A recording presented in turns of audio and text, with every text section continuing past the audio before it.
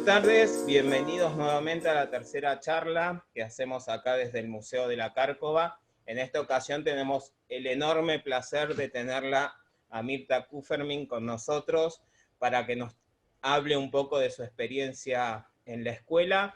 Mirta, buenas tardes, ¿cómo estás? Hola Sergio, ¿qué tal? Qué placer. Bueno, La igualmente, verdad Mirta, que muchísimas gracias por acceder a esta charla. Y como en todas las, como cuando comenzamos con estos conversatorios, una de las primeras preguntas tienen que ver con tus recuerdos de la escuela. ¿Cuáles son? muchos recuerdos, pero permitime un agradecimiento porque siempre estoy llena de agradecimientos con la Cárcova, así que quiero agradecer esta invitación porque la verdad que es un placer evocar todo lo vivido en la Cárcova y a Rubén Berteder, que está hoy en día al frente, y bueno, y a toda la gente que compone el equipo de cuidar todo esto. Y Muchas te gracias. decía que es tanto placer, Sergio, evocar cuando me llamaste por teléfono para invitarme, porque la Cárcova fue para mí un lugar de desarrollo, pero de desarrollo profundo y de una vivencia de lo que tal vez en esa época era como la bohemia del arte. Después de haber estudiado en la Escuela Manuel Belgrano, en la Pueyrredón, yo me especialicé en grabado. Eh, el tener, eran todos los días de taller, un taller espectacular a disposición, y los dos teníamos los ayudantes que eran Alicia Escabino, Escanapieco, el profesor titular era Antonio Latorre, que venía una vez por semana, y el tener todos los días del taller una sola materia teórica, y taller, y además yo que era de las obsesivas trabajadoras, que sigo siendo, me iba a las 5 de la tarde, pasaba el día trabajando libre en un taller de lujo, y fueron años imborrables. ¿Cuántos años estuviste? ¿Te acordás cuántos cursaste? Todos los 4 años, me cuesta recordar exacto qué año, pero bueno, puedo hacer la cuenta con mis años. Estuve 4 años cuando terminé la Pueyrredón, hice 4 años de la Belgrano, 3 de la Pueyrredón, 4 de la Cárcova. Y con respecto a esto de que vos decís que previamente habías hecho las otras dos escuelas, ingresar a la Cárcova fue como ya empezar a perfeccionarte en una imagen que ya estaba fortalecida en los años anteriores, o fue todavía de seguir aprendiendo? Como en tu caso personal con tu obra, ¿cómo? Pues viste que por ahí uno ya termina las dos primeras escuelas, instancias de la escuela, y ya en esa ya tiene una imagen afianzada que empieza a desarrollar, o por ahí entrabas ahí y seguías en la búsqueda de una imagen o de una técnica. Sí, primero que creo que tiene que ver mucho con la personalidad en general de cada uno.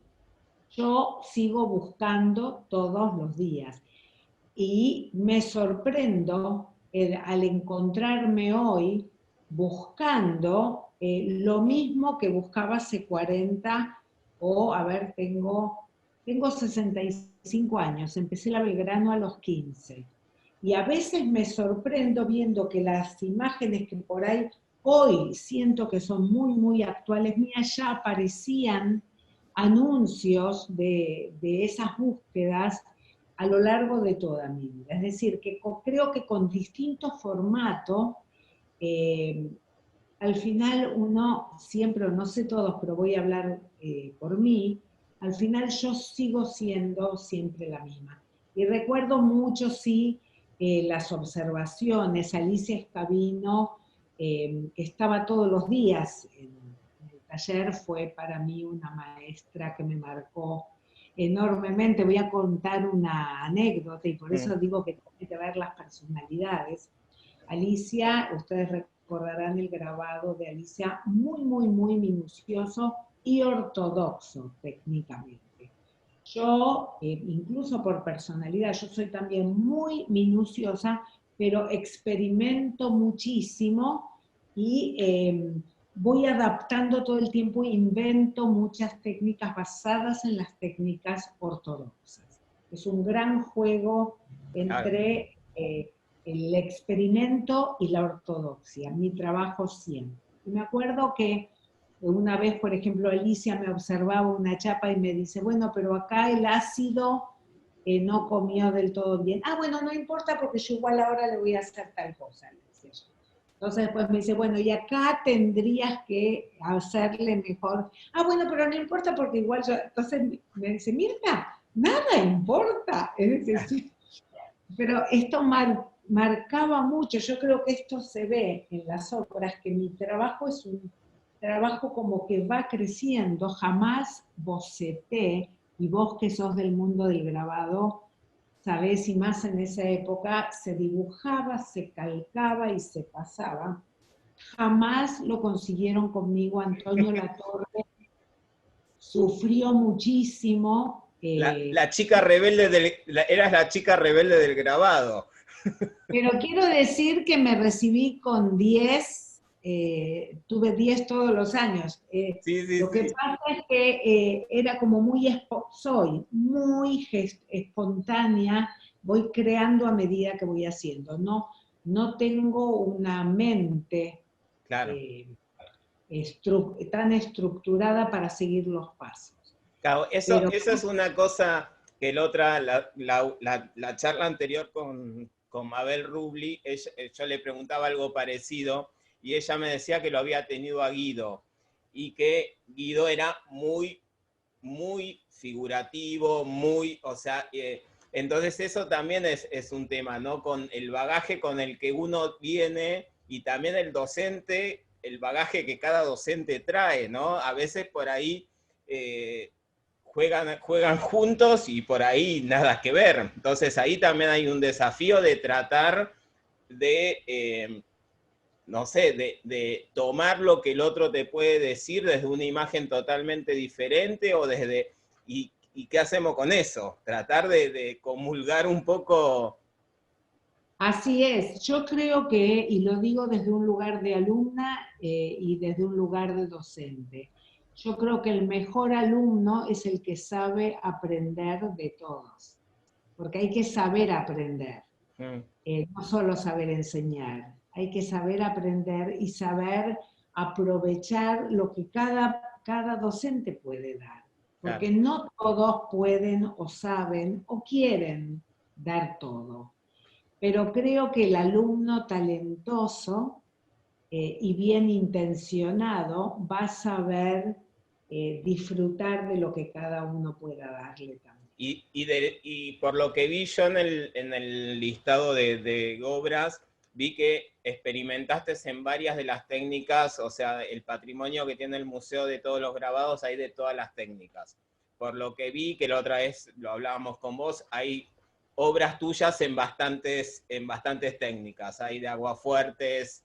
En esa época, ¿cuál es la que más te sentías cómoda y ahora igualmente creo que experimentás un poco más con más variado y con una técnica más mixta, ¿no? Tratando de aplicar diferentes técnicas. Pero en Así ese es. momento, Yo fui y me siento muy, muy fuerte con el agua fuerte, con el grabado en metal. Es una técnica que a mí me va perfectamente. Quiero volver a decir que yo soy muy minuciosa, muy, muy minuciosa, pero, agrego el pero. Y siempre me sentí muy cómoda con el grabado en metal. No, nunca me interesó, nunca lo sentí propio el grabado en madera, por ejemplo. Hice, porque era parte del estudio, de la formación, y hice, estoy contenta, así, pero nunca, una vez que yo tuve que desarrollar mi obra, nunca. Y lo que más me interesó también en ese momento, que fueron descubrimientos mientras era estudiante de la Cárcova, y definió mucho mi imagen gráfica, fue una técnica que yo me inventé en realidad, yo me esforzaba mucho en conseguir esfumados en el metal, que no es una característica natural del grabado. Quiero aclarar que en este momento es mucho más grave, más libre el grabado, pero en esa época era como muy ortodoxo, había que tapar solo con goma laca, es decir, los bordes, incluso yo he recibido la crítica de la Torre en ese momento diciéndome que, como crítica, que yo no tengo una imagen suficientemente gráfica, que tengo una imagen de pintor. Entonces yo ahora volviendo a La Rebelde, me acuerdo que le dije, bueno, profesor, pero al final los grandes grabadores de la historia, muchísimos fueron pintores, Goya, Durero, Picasso, Rembrandt. Entonces él me dijo, Rembrandt no era un grabador, porque Rembrandt tenía cabeza de pintor. Yo le dije, entonces no nos peleemos más. Y algún día ojalá yo llegue a ser un mal grabador como Rembrandt. Y tengo una obra dedicada, que ya hice años después, a mi maestro, a la Torre, que se llama Rembrandt Pintor y Grabador.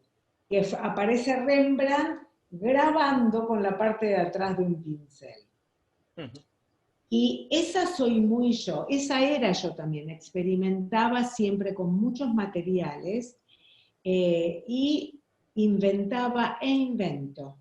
Uso, a mí tener la formación del grabado me abre mundos de multidisciplina y de estrategia, porque para el grabado hay que saber muy bien planear, tener un planeamiento estratégico. Primero hay que hacer esto para después poder hacer esto. Y después, la pintura es más gestual, mientras que el grabado te exige un orden mental de planear. Y además también tenés en toda tu obra está, y más la última, está también atravesada por también lo objetual, o sea, por trabajar sobre objetos, sobre tridimensión, o sea, irte más allá del plano de papel, o convertirlo, transformar la hoja de papel en algo que cuelga o en algo que cambia de forma. Eso también es una característica de tu obra. Así es, absolutamente. Y debo decir que en esos años, que hace bastantes, sufrí bastante por eso, porque por este deseo de salir de las fronteras. Y hoy en día eso pasó a ser un rasgo de contemporaneidad. Yo creo que hoy en día la mayoría de los grabadores, incluso la palabra solo grabador, uno dice ya artista plástico, artista visual, en fin. Pero en esa época fue algo distintivo de mi obra y muchas veces mal visto por aquellos con una formación más dura. Y muy bien visto por otros con una formación, por eso digo, como que el mundo es grande. Incluso hace ya muchos años hice un video animado solo en base a mis grabados, a los personajes de los grabados. Mirá vos. Y vos, esto que vos decías, vos pensás que no nos vamos a poner no a discutir, pero vos pensás que ahora desde el ambiente del grabado, a la hora de, no sé, por ejemplo, de las premiaciones, los salones y todo eso, está mucho más abierto esa idea del grabado que puede llegar a abarcar otras técnicas, otros formatos, o todavía falta un camino por recorrer ahí? No, no, creo que está muchísimo, muchísimo más abierto, pero creo que también está bien que exista la ortodoxia del grabado y que las reglas sean claras cuando se trata de un concurso, como decís, que está especificado y cada uno sabe qué quiere presentar en cada lugar, porque la realidad es que muchas veces también noto que se desconoce o se descuida en pos de lo que se quiere decir, por de lo ejemplo. contemporáneo. Claro, no, del mensaje o del concepto se descuida la realización gráfica y eso tampoco está bien. La calidad es la calidad, es decir, uno tiene que transformar y adaptar, pero en alta calidad, no en desmedro de la calidad. Por ejemplo, con toda la aparición de todo lo digital y las nuevas tecnologías y todo, que yo estoy absolutamente de acuerdo, no estoy de acuerdo que se usen como un facilismo. Sí estoy de acuerdo cuando a través de esas técnicas o tecnologías se puede conseguir imágenes que de otra manera no se pueden conseguir. Pero la realidad, y voy a hacer una confesión, porque ahora no veo más gente, te veo solo a vos, voy a hacer una confesión. Yo trabajo mucho litografía, fotolitografía hoy en día, que es más sencillo que el aguafuerte. El aguafuerte en planchas gigantescas, como yo hice muchas, es muy difícil de hacer toda la manipulación. Ahora viene la confesión. De ninguna manera siento que esas técnicas tan de superficie lleguen para mí a la emoción de lo táctil de un buen aguafuerte. La línea de aguafuerte tiene una sensualidad por ese pequeño relieve de la tinta que para mí otras técnicas, aunque las uso, no es igual. Y también lo que tiene es que son líneas que uno también pone mucho en esa línea, porque uno es el que decide qué profundidad, qué grosor, qué tonalidad quiere que tenga esa línea, en el caso, o sea, que la realidad es que es una línea que no es que la haces al voleo, es una línea que está pensada desde el momento, hagas o no hagas boceto. Está sentida. Sí, sí, Sentida. sí, sí, tal cual, tal cual, tal cual. Y, o sea que podríamos decir que en algún punto hay muchos rastros de la Mirta estudiante a las obras de Mirta Oren. ¿Qué encontré? O sea, ¿qué elementos decís acá están? ¿Hay como algún elemento que vos veas que recuperaste de esa época en tu obra? ¿Algo que tenga que ver más con la técnica, con el color, con la concepción? ¿Qué encontrás de la Mirta de estudiante a la Mirta de ahora? Mucho, muchísimo, y hay veces que veo cosas que hice en ese momento que las extraño y que me gustaría poder hacerlas ahora también. ¿Y las podrías volver a hacer? No sé si me sería natural ahora. De todas maneras, es una pregunta muy interesante hoy, la que me estás haciendo justo hoy, porque me invitaron junto con, digamos, yo como artista argentina y hay otras 3 artistas inglesas. Estamos invitados por se llama Babe Venecia. En Venecia tenemos que producir un libro y vamos a tener que viajar, pero ahora por la pandemia cada uno lo va a hacer en su taller. Y yo creo que voy a trabajar en aguafuerte súper tradicional, porque tengo muchas ganas, porque añoro el vínculo con el metal. Y lo decidí hoy, por eso digo, es peculiar que lo que me decís. Y yo creo que sí, que hay muchísima relación entre lo que hacía y lo que hago. Tal vez Sí. con otra forma externa, pero hay mucha relación. Sí, yo creo que cuando uno, después de mucho tiempo de trabajo y cuando empieza a producir, es como que hay un momento en donde piensa y dice, no, esto no tiene nada que ver con lo que yo hacía. Pero después si tomás suficiente distancia y empezás a ver, yo creo que siempre un rastro mínimo, algo tiene que haber. Yo lo hablaba con Mabel la charla pasada y yo creo que yo creo que siempre algo hay.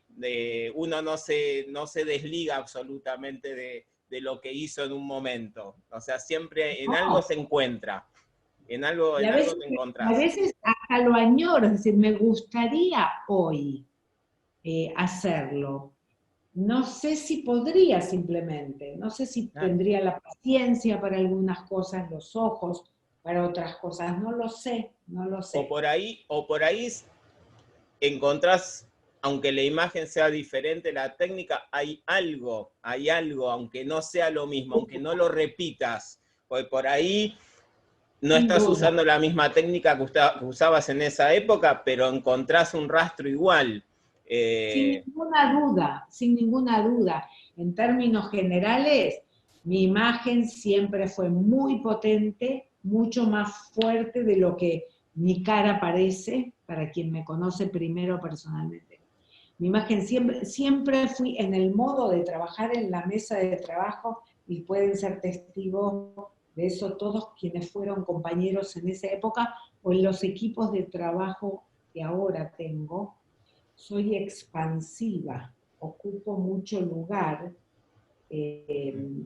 como de mucha potencia. Me encontré, no me acuerdo con quién hace poco, alguien, sí, de la Cárcova, que me dijo que me llamaban la petiza polentona. Yo nunca lo supe, pero te digo que es muy acertado. Lo de petiza no lo ven porque estoy sentada, pero es acertado, ¿eh?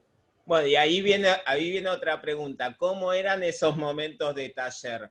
Porque hay algo que a mí siempre me fascina y a veces trae también mucho conflicto en los talleres de grabado, que es la convivencia. Creo que es una de las técnicas de las artes visuales que tiene un trabajo en conjunto y en grupo muy fuerte, que a veces que es maravilloso por un lado, pero con otro por ahí te terminas agarrando de los pelos, que te toca limpiar a vos, me manchaste el color, la prensa me toca a mí, o el rodillo, o sea, hay como cierto conflicto. ¿Cómo era el día a día? ¿A quién recordás como compañeros también? ¿Y cómo era ese trabajo en el taller desde el lado de alumno? Lo que vos mencionás, sí lo viví. Yo creo que era yo era la que molestaba en la Pueyrredón, no en la Cárcova. La Cárcova es un taller de lujo, con prensas, mucho espacio, y éramos de los 4 años, solo 4 alumnos. Así que yo no viví sensación ni de que molestar, ni de que me molesten. Compañeros, había uno en cada año, porque salvo conmigo estaba Irene Liberatori, que empezamos juntas y terminamos juntas. Después estaba antes Marta Pérez Temperley, con quien sigo teniendo un vínculo de amistad, de mucho cariño y mucho respeto profesional entre las dos. Era el final del recorrido, estuvo un solo año porque ya terminaba, María José Sallese. Estuvo poco tiempo de paso por el taller, no sé por qué poco tiempo, pero no sé si era toda la carrera, que a mí me marcó muchísimo su forma de trabajar y era una excelente compañera también, Cristina Villamor, que creo que después estaba dirigiendo el taller de serigrafía de la Galería Praxis o algo por el estilo, fue más a la serigrafía, pero me encantaba cómo trabajaba ella y para mí fue un vínculo inspirador. Y había una señora, Mancuso se llamaba, que digamos estaba más apartada, pero esa era la población de estudiantes del taller. O sea que la gran mayoría fueron después, o sea, grandes, Marta, o sea, todos alumnos que después se dedicaron específicamente al grabado y hicieron carrera dentro de lo que fue el grabado. Mira, yo creo que el que llega, había otra chica rubia que ahora no me acuerdo el nombre, que se casaba, se estaba por casar. Yo creo que el que llega a la Cárcova después de haber hecho ya 7 años es porque quiere dedicarse. Y recuerdo que te comentaba antes, antes de comenzar nuestra charla formal, yo era muy trabajadora, soy muy trabajadora, y me quedaba todo el día. Cerraba el taller de grabado yo cuando me iba. Porque esa es otra cosa, teníamos las llaves, las teníamos que entregar adelante, pero era como tener un taller propio. Y me iba y saludaba siempre a la otra obsesiva en el taller de escultura, Norma Di Hipólito, que ella estaba baldeando el taller y salíamos las dos juntas. Pero para mí la cárcova es una emoción. La morera, la planta de moras, que no sé si todavía existe, yo me pasaba trepada arriba del árbol comiéndome las moras, me sentaba y me comía todas las moras porque a mí me parecía que el árbol era mío. Estaba ahí adelante del taller y era mío. Y teníamos un bar que atendíamos, cada mes otro taller se ocupaba de atender, de cocinar. Quiero nombrar, pero no me quiero olvidar, en el taller estaban Eduardo Levi como docentes, ¿no? Eduardo Levi, Alicia Escabino, Carlos Escanapieco, bueno, y la Torre que... Pero en el bar, ¿por qué me acordé en el bar? Porque Eduardo Levi nos ayudaba a cocinar también en el bar. Y miren qué malos que serían todos los demás en los números que me ponían a mí en la caja del bar. Yo que odio los números. Pero era una poesía estar ahí. Recuerdo las conversaciones con los estudiantes, era el único lugar en donde nos encontrábamos con los artistas, los alumnos de otros talleres. Sí, además era un lugar de encuentro de pares, eso también. Sí, pero era como muy mágico todo, porque no nos dejaban muy libremente entrar a unos en el... Era bastante formal y durita la cárcova en esa época, no nos dejaban visitar los otros talleres, teníamos que pedir mucho permiso, era como bastante estricto. Luna Ercilla era el rector en esa época, era bastante... Sí, hay muchas obras de Ercilla acá, que yo estuve haciendo el relevamiento, una muy linda obra tiene también. Y si tenés que describir, ahora volviendo un poco al hoy y a tu trayectoria y a tus obras, ¿qué es lo que querés mostrar? ¿Qué es lo que haces con tu obra? Por si alguien que está acá escuchándonos no conoce la obra de Mirta. ¿Cuál es la obra de Mirta? ¿Qué transmite la obra de Mirta? Yo me presento como una artista multidisciplinaria, porque es eso lo que soy, es decir, lo que transgredir fronteras que era en la gráfica, solamente es en todo. Es decir, a mí me gusta muchísimo mezclar, yo uso técnicas que aprendí en grabado para muchísimas otras disciplinas. Me gusta mucho trabajar en equipo. En cuanto a los temas, me importa muchísimo y estoy, diría, especializada o soy reconocida más internacionalmente por este tipo de trabajos de memoria, de derechos humanos. Mi obra está como muy, muy vinculada a eso, a temas de memoria y de derechos humanos en general. Buenísimo. ¿Querés que veamos algunas de las imágenes? Así lo vamos hablando. ¿Cómo no? Acá tenemos una. No sé si la estás viendo. Y la veo perfecto, y mira, y acá se ve un montón, se resume mucho de lo que acabo de decir, y del trayecto, que increíble porque cuando la seleccioné no pensé tan específicamente. De esta obra creo que yo podría hacer, de los personajes con los árboles, digamos, podría hacer una exposición solo de eso, porque la primera fue hecha en el año 2001, y desde ahí de versiones diferentes, versiones muy diferentes, pero siempre los mismos personajes con los árboles y las ciudades en las espaldas, hice, no sé, 15. Yo soy hija de sobrevivientes de Auschwitz, inmigrantes en la Argentina. Yo nací en Argentina y nunca viví fuera de Buenos Aires.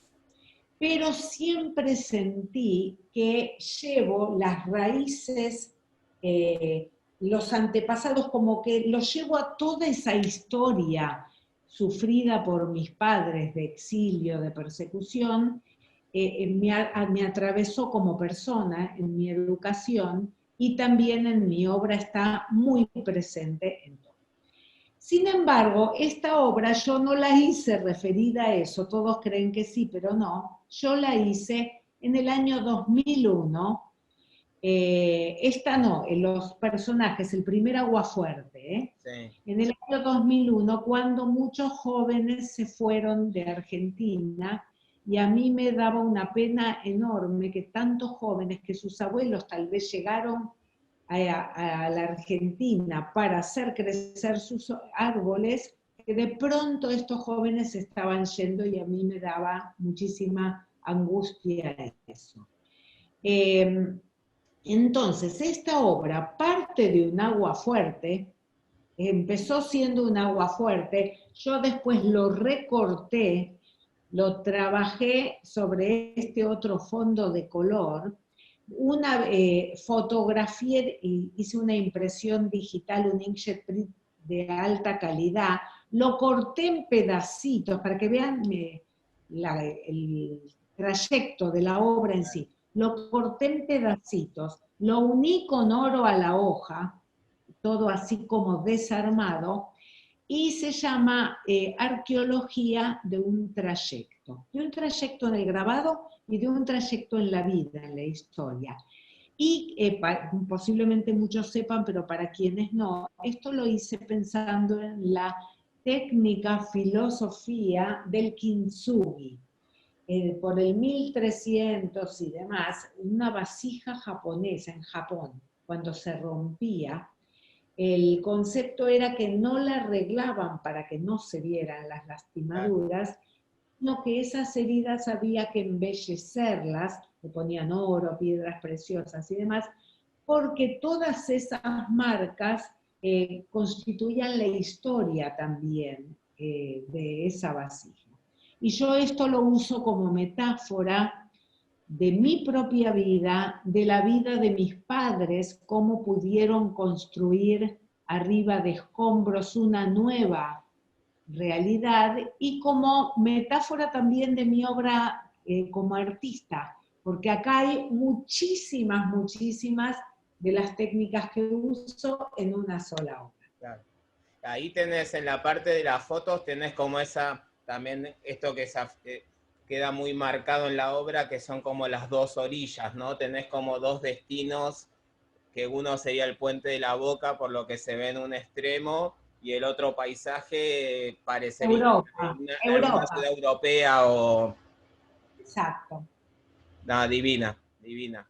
Y también, bueno, esto que vos decías tiene que ver un poco con el concepto también de lo que es del arte y de la restauración, ¿no? Esta cosa que también se aplica en las artes plásticas, la restauración marcando que las obras tienen sus marcas,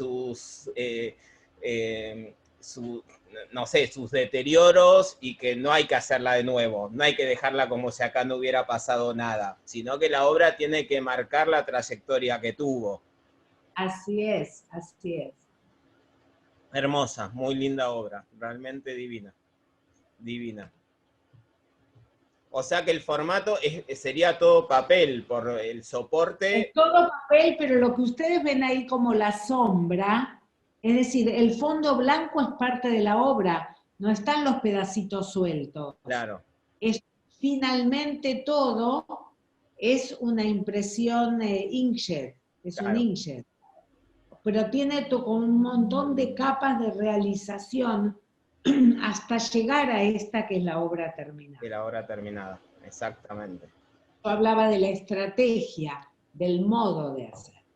O sea que vos, más allá de lo que tenés la obra terminada, que sería la impresión, tenés la misma obra ya, supongo que tenés, no sé si montada o no, en o sea, tenés como varios formatos de esta misma obra, o me imagino que tenés No, parte del proceso. la obra terminada es la impresión Es la inkjet impresión. y el resto no. Tendría que haber puesto, pero pueden mirar, busquen en internet En Camino, busquen Mirta Kupfermink, En Camino, van a ver la original, el Aguafuerte primero, cuando digo la original es por el primero, que fue mi obra más reproducida en una cantidad enorme de tapas de libros y de congresos en el mundo, todos la han usado porque todo lo que tiene que ver con migraciones, con exilios, con inmigrantes, se ve que muchos académicos se han sentido como representados por esta obra. Esta es una versión muy última. Vamos con la próxima. Acá tenemos otra. Esta obra, que se llama No todo lo que brilla es oro, tiene que ver también con lo anterior. Esta es la que obtuvo el primer premio de grabado en el anteúltimo Salón Manuel Belgrano. Y hablando de las transgresiones y las picardías y las travesuras que a mí me gusta hacer, cuento. Lo circular, ese tronco, eso es un tronco real de árbol que encontré en la basura en Palermo. Estaba todo como lleno de bichos y tengo muchas obras hechas en base a ese tronco. Imprimí primero el tronco mismo como una madera sobre papel y después hice de eso un metal en agua fuerte, está hecho en agua fuerte con transfer y demás. Bueno, para quien no conoce la técnica específica, por ahí es un plomo hablar por demás. Pero está hecho, esta impresión es agua fuerte, es un agua fuerte hecho en metal. Lo otro es oro a la hoja y todo, ven que está calado, está todo el fondo calado, es texto real calado. Para mí, el tema de la palabra, cuando hablé de memoria, nos dije también el tema de la palabra. Yo crecí escuchando muchas lenguas maternas. Entonces, en ningún lugar, yo escuché siempre hablar, todos me hablaban mal. Mis padres me hablaban a mí en castellano porque se esforzaban, querían que yo me sintiera muy argentina. Pero su castellano tenía muchísimo acento, que para mí era normal.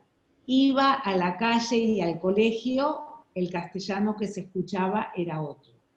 Mi mamá húngara hablaba, mi papá no hablaba húngaro y mi papá era polaco y mi mamá no hablaba polaco. Entonces entre ellos hablaban un mal alemán. O sea que todos los idiomas mal, todo mal.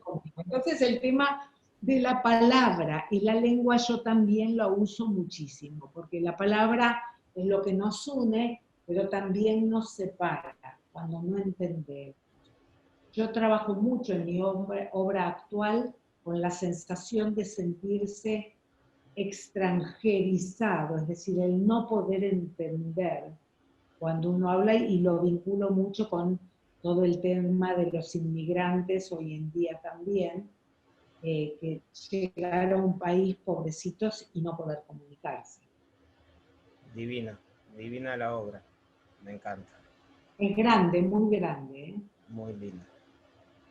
Muy linda. Además, bueno, a mí el tema de la palabra me encanta también cómo funcionan las palabras y las letras, más allá de lo que simbolizan y lo que significan como imagen, que eso es también un desafío a la hora de trabajar, ¿no? Desligarse del significado, de lo que quieren decir las palabras, como para empezar letras y palabras a trabajarlas desde lo estético, no desde lo significativo, ¿no? Así es, así es. Bueno, así en es. esta obra tuya es donde se nota mucho, que más allá de todo esto Claro. que nos estás contando, la forma también de utilización es muy estética. Yo en general te diría que si bien tienen mucho contenido y mucha investigación mis obras, yo trabajo por proyectos, nunca es única, es decir, es todo un proyecto, capaz que estoy 3 años con un proyecto trabajando, siempre parte de lo estético. La obra, lo visual prima, pero hay siempre para encontrar algo. Claro, tal cual. Nada, muy linda, divina. Esta es la Y tercera. esta obra también, ¿ves? Es cuando yo digo que digo siempre lo mismo con otra forma, porque aparentemente, yo elegí aparentemente obras muy distintas. Sin embargo, es todo lo mismo y ahora lo van a ver. En cuanto a técnica, mirá que yo no sabía lo que me ibas a preguntar, ¿eh? En cuanto a la mezcla de técnicas, el ojo, ese es mi ojo, es una mezzotinta bien ortodoxa, hecha en el metal, en forma muy, muy, muy ortodoxa. La parte del joven se llama Escrito en mi cuerpo. La parte del joven es un aguafuerte, aguatinta. Y con lápiz graso escrito, todo ese texto escrito en el metal, digo, para que no coma el ácido nítrico. Es agua fuerte, agua tinta. La parte en donde estoy yo, sentada en ningún lugar, estoy cómoda, pero no tengo soporte, y todo ese fondo es un fotopolímero. O sea que ven que, Claro. palabra que elegí como al azar, que visualmente me atrajeran, pero me doy cuenta que estoy respondiéndote a las preguntas que me hiciste con la obra elegida. En cuanto a las técnicas, es lo que acabo de describir. En cuanto a los temas que venimos hablando, fíjense, se llama Escrito en mi cuerpo. Yo crecí muy marcada, por los números que mis padres, yo siempre digo, yo crecí abrazada por brazos numerados, porque mis padres tenían los números que les tatuaron en Auschwitz. Fue por eso que el tema de los tatuajes para mí siempre es un tema especial. Y yo desplegué todo un proyecto largo y una instalación, performance y muchos aguafuertes, y una muestra que se hizo en varios lugares del mundo que se llama La piel de la memoria, The Skin of Memory, la piel de la memoria, y compara los tatuajes ornamentales contemporáneos con los tatuajes perpetrados en Auschwitz. Si ustedes se fijan, si yo me pongo ahora a analizar a posteriori, una vez hecha la obra, yo estoy sentada, pero en el aire, sin esta sensación representando a los extranjeros, al haber perdido el lugar. Me acuerdo del jueguito este, como era, que perdió su silla, como era, bueno, no importa, ahora me acordé que se jugaba. El juego de la silla, cuando se terminaba la música tenías que buscar la silla. Sí, y te quedabas sin silla, te quedabas sin lugar. Este tema, cuando yo decía que me marcó mucho la historia de mis padres, esto de perder su lugar y su historia en realidad, y sus fotos y su familia, y sus textos y su idioma y todo. O sea que podría yo decir que aquí también está resumido tanto mi actitud con las técnicas como mi actitud con respecto a los temas que me doy cuenta que siempre conté, porque esto es de hace muchísimos años, debe ser de hace como 15 años. Ah, sí. Es un tema que también me imagino, ¿no? Que cuando uno elige tocar estos temas que implican también mucho, poner mucho el cuerpo, ¿no? Es un tema, ¿no? Es fuerte, me imagino, a la hora de plasmar y contar como nos estás contando lo que simbolizan, lo que te hacía acordar, los números que tenían tus viejos o sea, me parece que es un mérito muy fuerte y muy importante, ¿no? Que más allá de que todos los artistas en algún punto plasmamos vivencias, plasmamos situaciones, esto es un tema fuerte, fuerte para vos y para plasmar en la obra, que también la va a ver un espectador que también tiene su bagaje, su historia, es importante, es interesante, ¿no? Mira, le interesará a algunos, a otros no. Lo que sí es, Sergio, sin ninguna duda, es auténtico, es verdadero. Tal cual. Sin buscar modas, sin buscar gustarle a alguien o no. Esta es mi obra, es quien yo soy, es mi vida. Es decir, yo jamás en la vida, nunca pasé por la situación de pensar qué voy a estudiar, o qué voy a hacer, o qué voy a hacer cuando sea grande. O siempre supe que quería hacer esto que hago. Es tanto el respeto que siento por cada uno de los trabajos que hago mientras trabajo, que no me puedo medir, no me mido ni en esfuerzo, ni en tiempo, ni el dinero, si lo puedo pagar, por ejemplo, tal material, si lo puedo pagar y creo que es lo que yo necesito para hacerlo, lo voy a comprar.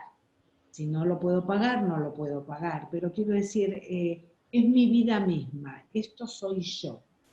Entonces, como todas las cosas, hay gente que le puede interesar y gente que no, pero ¿sabes qué? Creo también... pero nadie puede gustar o no gustar, pero nadie va a quedar como que a nadie le va a pasar desapercibido, me parece, más allá de, o sea, pueda conocer o no la historia que hay detrás de tus obras, la historia personal, no es una obra que pasa desapercibida. Bueno, no lo sé, te agradezco, yo lo escucho como lindo, como No, bueno eso, pero obvio. de todas maneras, hay gente que tal vez le gusta solo el color, o gente que le interesa porque colecciona ojos, qué sé yo, no sé qué te digo. Es decir, las aproximaciones de la gente son inmedibles.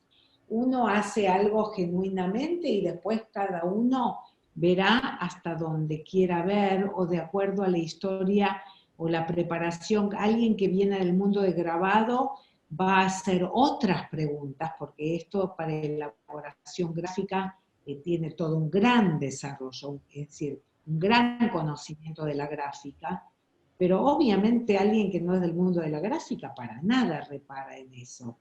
Ve la imagen, otros les va a interesar o no el tema, pero bueno, esto es la vida, cuando uno va caminando por la calle, cada uno ve otras cosas también en el mismo escenario.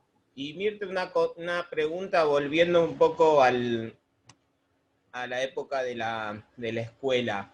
Ya en ese momento, esta necesidad de plasmar esta parte de tu historia también, ¿ya estaba presente en ese momento?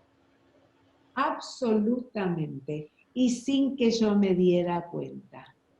Increíble, yo no lo tenía consciente para nada, pero si yo miro lo que hacía, ahora lo veo. A mí me había dicho Beaumarchais, ¿te acordás del galerista Beaumarchais? Mi primera exposición individual fue en Rubens, aunque no lo creas.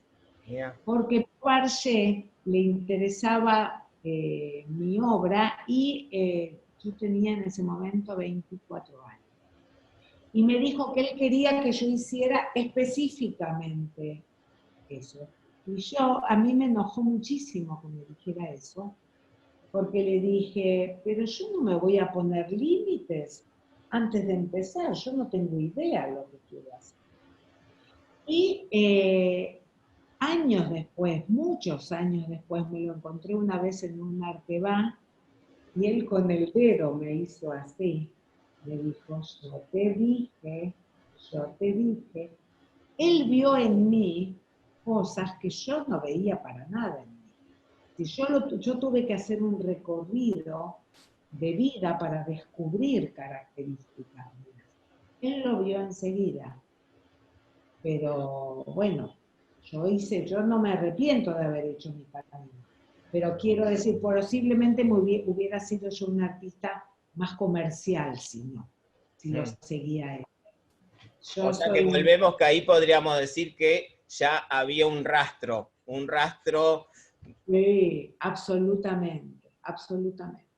Mira, y por ahí esto es algo más, es una pregunta más personal, pero ¿y tus padres cuando veían, no sé si vos hablabas con ellos, veían la obra, ellos encontraban estos rastros de su historia en tu obra? ¿Y qué decían? ¿Cómo lo tomaban? No sé si es una pregunta más personal, pero bueno. Está perfecto. Hay una artista amiga, Valeria Budasov, que se ríe de mí porque dice que yo tengo anécdotas para todo, pero es que es verdad. Lo primero que te voy a contestar no es anécdota, es mi papá se murió, ya no llegó a mi primera exposición individual, pero sí llegó a ver que yo me compré una prensa, que no me la compré, perdón, me la compraron mi primer esposo, que pidió plata prestada a todos porque yo estuve con hepatitis y perdí el año en la Pueyrredón y estaba muy, muy triste, entonces él juntó toda la plata y le compró a Leico una prensa, y en mi departamentito chiquitito lo tenía invadido con mis grabados colgados por todos lados, yo trabajaba en casa. Mi papá llegó a ver hasta ahí nada más. Pero mi mamá, sí, y acá viene la anécdota. Cuando trabajé todo el tema de todo el proyecto de la piel de la memoria, se hizo una exposición muy grande en el Centro Cultural Recoleta, en donde aparecían dos fotos muy enormes, de una era este joven, Gabriel Lapola, el que aparece en el grabado también, un músico que está íntegramente tatuado, sentado en una silla con alas que yo hice de madera. Después si miran mi sitio web van a ver todo lo que hablo. Y en la foto de al lado, 2 metros por 2 metros, mi mamá sentada, se le veía el número, porque era comparando este tema de los tatuajes. Y el día anterior a la exposición, a mí me agarró angustia y le digo a mi mamá, ay mamá, por ahí te vas a sentir incómoda, tan grande ahí, tan expuesta. Si vos me decís que te sentís algo raro, yo no hago la exposición. Me angustié y me dijo así, ay Mirtita, qué inocente que sos vos, tan importante te crees. ¿A vos te parece que algo que vos puedas hacer me puede hacer daño a mí? A mí el mal ya me lo hicieron, esto no me hace nada. O sea, mi mamá me acompañó muchísimo en muchos proyectos, me ayudó. Yo tengo muchísima obra hecha en base a la historia de mi mamá que vive todavía, 96, más años. Su historia, yo siento como que la estoy homenajeando en vida, es decir, porque ella participa y me ayuda, y siente justamente una transmisión. Y además quiero destacar de mis padres que jamás nos educaron a mi hermana ni a mí con una sensación de odio hacia la humanidad. Todo lo contrario. Claro. Que sí, con una cosa, y siempre hablaron, por eso yo puedo sonreír así y hacer toda esta obra. Muchísimos sobrevivientes no hablaban. Mis padres hablaron, contaron y yo la convertí en obra. Muchísimo, muchísimo. Mi obra se basa principalmente en eso. Y hay como cierto proceso de exorcizar, ¿no? Que tiene el arte y que tiene el hacer obras, ¿no? De exorcizar cosas que nos hacen mal o cosas que nos afectaron en algún punto, ya sea a vos personalmente y seguramente a tu vieja también. Fue parte, creo que la obra que vos hiciste fue parte también de un proceso pudo haber sido también parte de un proceso de sanación y de aceptar, como ella te dijo, que el mal ya lo había vivido por otro lado, que esto era algo más de orgullo y algo más de, bueno, aceptar esa realidad que en algún momento le tocó y que fue muy No, dura. y además, Sergio, yo creo que es un legado, es docencia, es dejar que no se olvide, es enseñar en una manera bella, a través de algo bello y bien hecho a los jóvenes que esto ocurrió. Estas no son imágenes ni descarnadas ni horrorosas, es a través del arte, que el arte es metáfora, justamente. Y hay algo de lo que vos dijiste, hay un concepto que creó, la palabra la creó Marianne Hirsch, que es una académica muy importante de la Universidad de Columbia, post-memory, post-memoria. Y se basa en que a veces uno puede recordar más algo que nunca vivió. Es decir, yo para mí constituye un tema, yo recuerdo cosas de haber escuchado, de haber, cosas que en realidad nunca vivió. Y yo suelo decir una frase que es que una de las cosas más importantes que me pasó en la vida ocurrió antes de que yo naciera, porque a mí, y no solo a mí, el pasaje transgeneracional, pero no solo a la familia o a los hijos, a la sociedad. Todas estas cosas como acá la guerra sucia, y todas estas son marcas a la humanidad. Esto pasa. ¿O acaso creemos que los hijos que la desaparición la sufrieron solo los desaparecidos? La sufrieron los hijos, los nietos, la sociedad toda, el mundo, es decir, son heridas o todas las cosas y masacres que se siguen haciendo en todas las comunidades, en todas las religiones, en todos lados.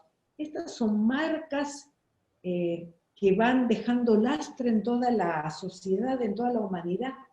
Y para ir terminando, una pregunta que se me desprende de esto que estamos hablando es todo esto que venimos charlando de todo el bagaje que uno trae y que aplica en su obra, en el caso vos, ¿cómo lo manejás desde el lado de la docencia? ¿Es algo que le inculcás a tus alumnos? ¿Lo recibiste vos siendo también alumna? Esta cosa de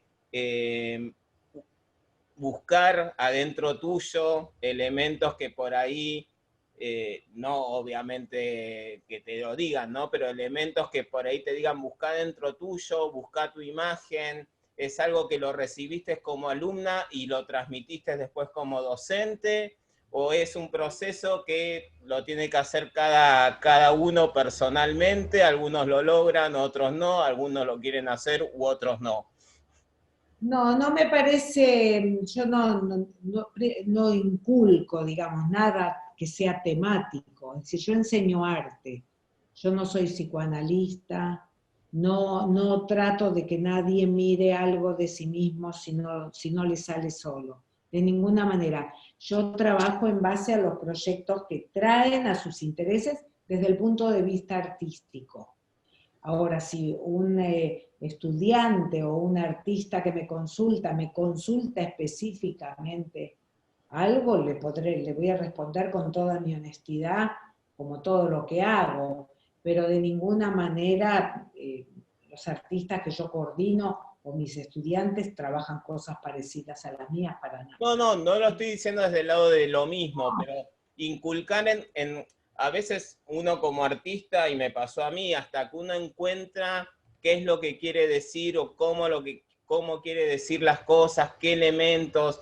Hay veces hay una cuestión, una búsqueda personal que cuesta a uno personalmente buscar adentro suyo y animarse a mostrarlo, a sacarlo. Entonces, por ahí, desde la docencia o desde un docente que sin conocer tu historia personal te incentive desde la charla, desde el conocimiento, desde la experiencia, a buscar eso que uno tiene escondido y que no se anima a mostrar y que puede ser muy valioso. No, lo estoy Sí, pensando mira, como... no, ya sé, pero yo te quiero responder como docente. Yo no apuraría a nadie, si hay algo que alguien no quiere mostrar, no le habrá llegado el momento. Y no todo el mundo quiere mostrar todo. Yo hablo de arte, en realidad, cuando yo te guiaría, digamos, si fueras mi estudiante, mostrarme algo, trabajar, hacer, modificar, repetir lo mismo. Y a partir de ahí, en las conversaciones, yo no pondría en tu boca, tal vez te iría guiando para que te saliera solo de Claro. tu boca. Bueno, Yo no digo directamente. no, pero eso justamente creo que eso es un desafío tanto para el alumno como para el docente, y que está buenísimo, porque es como a veces puede llegar a ser encontrar eso que uno quiere mostrar o que no se anima, porque no se anima desde la imagen o no se anima desde la técnica. No es solamente desde lo que uno tiene guardado y no se anima a mostrar. También puede ser que uno desde el docente que te diga, mira, tenés que ir por este lado, por esta técnica, te abre el chip como para que vos realmente Sí, puedas, absolutamente. Eso sí, así trabajo yo. porque no, a ver, obviamente, el artista no es el psicólogo, vos no te vas a poder a contarle los males a tu profesor, pero lo que sí está bueno como herramienta es incentivar en eso que por ahí el artista, el estudiante tiene, y que uno sabe como docente que el camino puede ser por ahí y que está medio tibio. No, eso por supuesto, por supuesto. Lo que más se ve, por ahí es como un temor a equivocarse. Yo trabajo mucho el animarse a probar y el no querer hacer la gran obra maestra de una. Es decir, es en el camino en donde va a aparecer la obra, nunca en una sola. Una sola obra no significa nada, es el trayecto Es el lo que trayecto. importa. Así que bueno, ya así no te demoro más. Lo que sí, antes de terminar, quiero que me recuerdes y nos digas a todos, si te acordás las páginas o dónde se puede ver la obra tuya. Sí, www.mirtakupferming.net. Perfecto, perfecto. Y Así tenemos, que no sé, tendría que aparecer escrito porque el PF hay gente que le es difícil. Kupferming.net. ¿y hay alguna muestra cerca para algo que te hace Mirá, algún plan acá? Para no, mucho, mucho. pandemia.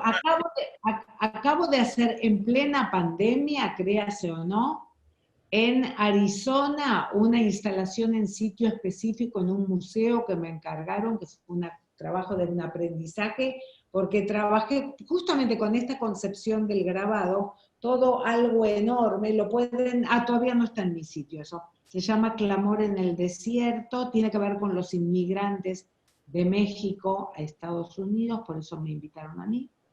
Hice eso y ahora estoy, sí, empezando unos proyectos, estos libros para Venecia y otra muestra para la Bienal de Jerusalén el año que viene, también con dos artistas, una a quien no conozco, que vive en Estados Unidos, que me invitó la curadora, a quien tampoco conozco,